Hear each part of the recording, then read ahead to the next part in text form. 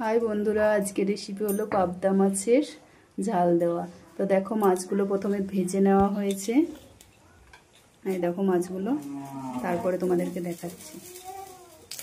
এই দেখো কড়াইয়ে তেল দিয়ে লঙ্কাগুলো দিয়ে দিয়েছি, সেটা বাটা হয়ে গেছে। টমেটোগুলো দিয়ে দিলাম। এই দেখো পরিমাণ মতন নুন দেওয়া হলো, পরিমাণ মতন হলুদ দেওয়া হলো। এবার সরষে বাটাটা দিয়ে দিলাম, ভালো করে নাড়াচাড়া করে নিচ্ছি। এরকম সর্ষেটা কিন্তু অনেকটা বেশি করে দিতে হবে, আর কিছু লাগে না। সর্ষে, টমেটো, লঙ্কা একটুখানি।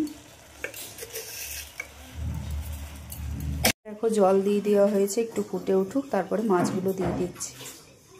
ফুটে উঠেছে, এবার মাছগুলো একটা একটা করে দিয়ে দিচ্ছি।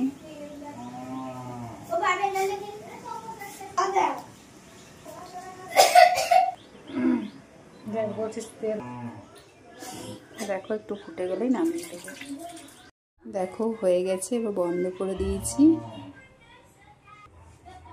আজকের ভিডিও এই পর্যন্তই। বাই। আরও নতুন নতুন রেসিপি নিয়ে চলে আসছি তোমাদের সাথে।